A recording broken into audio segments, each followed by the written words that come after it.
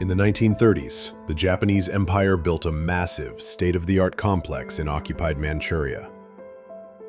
Officially, it was the Epidemic Prevention and Water Purification Department, a benign name for a facility dedicated to public health. But its secret, internal code name for the thousands of human beings brought there for experiments revealed its true purpose, Maruta, which in Japanese simply means logs. For decades, its very existence was denied by the Japanese government and actively covered up by the United States. This is the story of a state-sanctioned factory for human experimentation and the chilling conspiracy of silence that followed. This is the story of Unit 731. Our story begins in 1925. The world, still reeling from the horrors of the First World War, came together to sign the Geneva Protocol, banning the use of chemical and biological weapons. Japan signed the treaty, but with a crucial omission. It never actually ratified it. This was a legal loophole its military leadership would later exploit with devastating consequences. 6 years later, in 1931, Japan invaded Manchuria. This newly conquered territory, renamed Manchukuo, provided the perfect proving ground.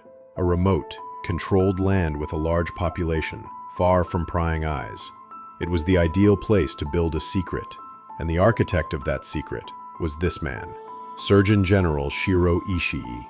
A brilliant but ruthless microbiologist, Ishii was the primary advocate for Japan's biological warfare program. Beginning in 1932, he started preliminary experiments, but he dreamed of something much, much bigger. In 1936, he got his wish. On the authority of an imperial decree from Emperor Hirohito himself, Unit 731 was formally established. This wasn't a rogue operation. It had the highest level of sanction. Near the city of Harbin, construction began on a massive complex. The Nightmare Factory was born. By 1939, with a full-scale war raging between Japan and China, the Pingfang facility was fully operational. It eventually grew to over 150 buildings, complete with its own power plant, rail lines, and prisons. Inside its walls, some of Japan's top medical scientists, recruited from prestigious universities, began their work. Their test subjects were the Maruta, or logs, thousands of prisoners, predominantly Chinese civilians, but also Russians, Koreans, and some Allied POWs, were brought to Pingfang. The dehumanizing term was a grim reflection of their fate. According to all known records, there were no survivors from inside the main facility. The experiments they endured are unspeakable. Live vivisections without anesthesia, testing the limits of frostbite, and deliberate infection with pathogens like plague and cholera to study the progression of untreated disease. But the horror wasn't contained to the lab. From 1940 to 1942, Unit 731 waged biological warfare directly on Chinese civilians. Planes dropped plague-infested fleas over cities, unleashing deadly epidemics that killed tens of thousands. Their ambition was global. In 1944, Japan approved Operation Cherry Blossoms at Night, a plan to use submarine-launched aircraft to drop plague-infected fleas on San Diego, California. The operation was set. The weapons were ready. It was only Japan's impending surrender that prevented it from being executed. In August 1945, everything changed. As the Soviet Union swept into Manchuria, Ishii received his final order: erase the evidence. A frantic demolition began.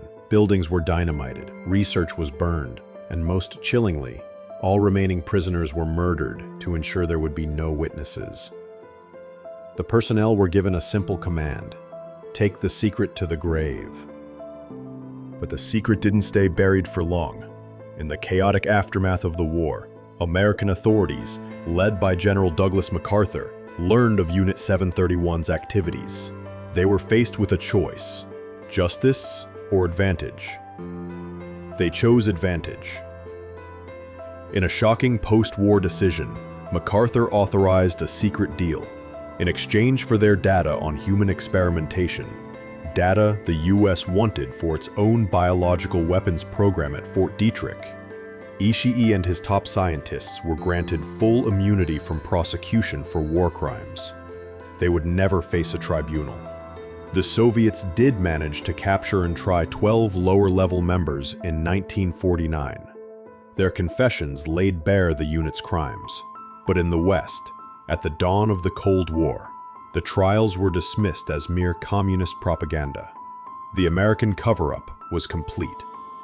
For nearly 40 years, an official wall of silence held. But in the 1980s, the first cracks appeared. Aging, guilt-ridden members of Unit 731 began to speak out, and journalists uncovered long-suppressed evidence.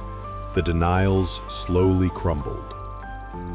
On August 28, 2002, the Tokyo District Court formally acknowledged for the first time that Japan had engaged in biological warfare.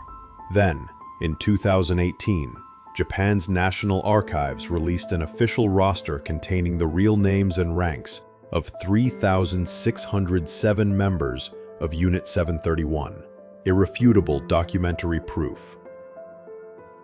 Today, the ruins of the Pingfang facility are home to a museum, a grim memorial built to ensure the world never forgets what was so desperately hidden. But despite the evidence that has emerged, the full truth remains buried. Key questions haunt historians to this day. What is the definitive death toll?